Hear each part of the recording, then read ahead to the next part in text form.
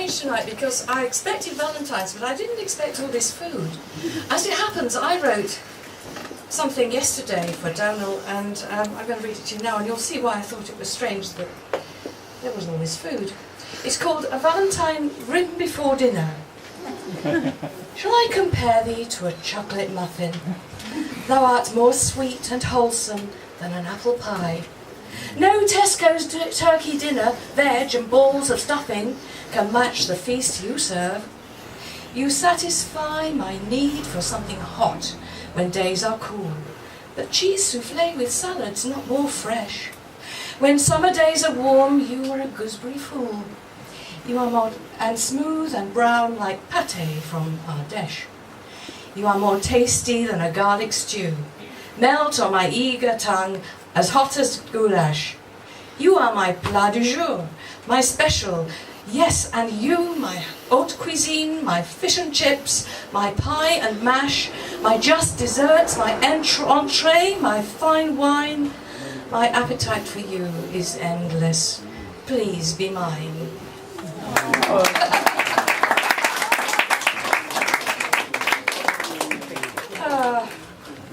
This is not quite the opposite, but almost. This is called Last Honeymoon. You've heard of second honeymoons. This is Last Honeymoon. Can you hear it? The sea? This safe is defective. Look, look, look from the terrace. We booked a sea view. Very effective. Is that Capri? So blue, so romantic. Do you think that driver took me for a fool? That type really makes me incredibly sick. The scent in the air, the bougainvillea, the jasmine. Let's go and get towels. Go down to the pool. Bathroom's okay, but I don't like the smell. Maybe a drain. My head's hurting like hell. I'll unpack the aspirin. There's a hole in this rug. For the price that we're paying, I just saw a cockroach come out of that plug. I'm sure we'll get towels and sunbeds down there. Hello? You speak English? The manager. Yes. Now what shall I wear? The red or the blue? You don't have to swear. Move out if you want to, but I'm going to stay. But feel free, for I love this room and its beautiful view.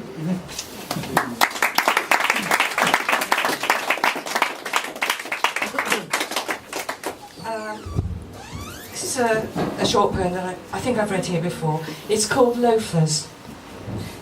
Loafing on the corner of a mean street, in my cognition, a bunch of unemployed thoughts are idling, avoiding the eye of the poet, whose mission they know is to put them to work.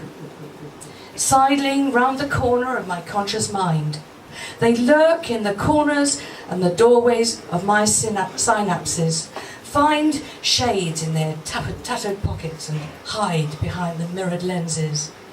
Wind up in a chip shop, guzzling beer and fried food. So often the poets tried to organise them, teach them teamwork, form, structure. But they just mock and jeer. Come on, spit it out. Come on, say it. That's what poetry's for.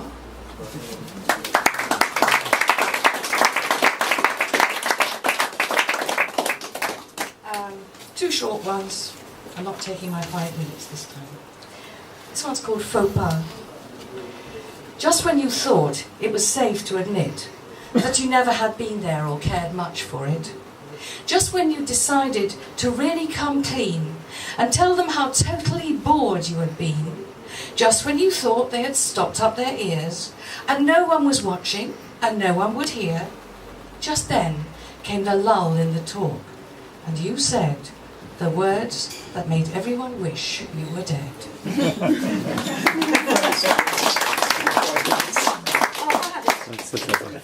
Okay, snake offers apple.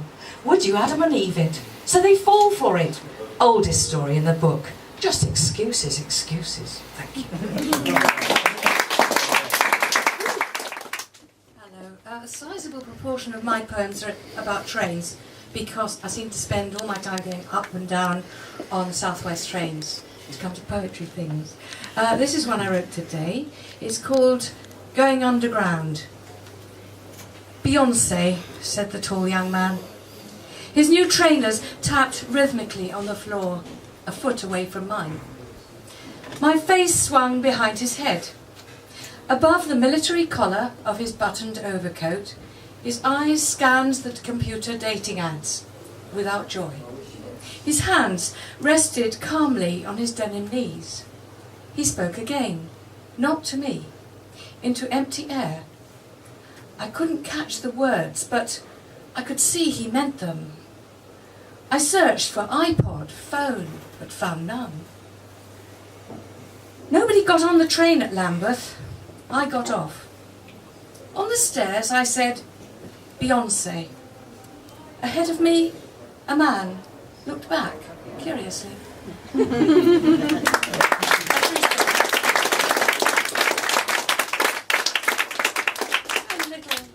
little poem called Being. I am, therefore, I shall be. So I reasoned in distant days, when first I noticed my magic state of being. That was before the balance of before and after changed, before I knew time. Now the leak of present into past has toppled time's scales. Now I know. Before I was not. After I am, I shall not be. After the last drop of my present shall pass into my finite past.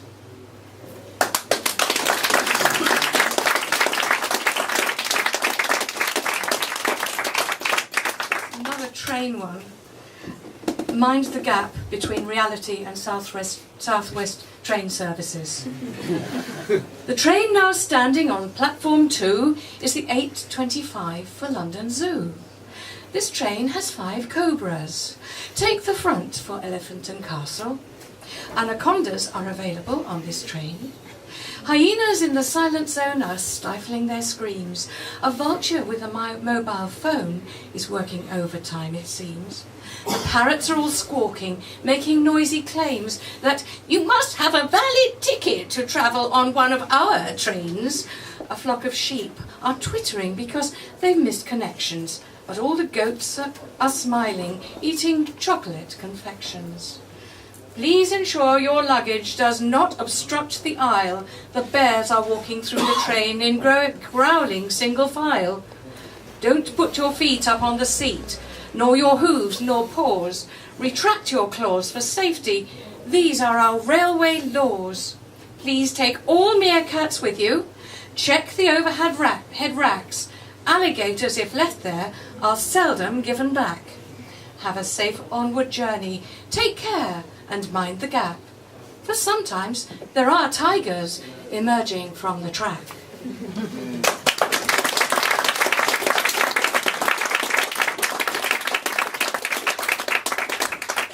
This one is called Secret, or Unlocking. Such a small thing to ask. Hold the box closed while I am gone. The lid does not fit tight. The box demands that I look inside.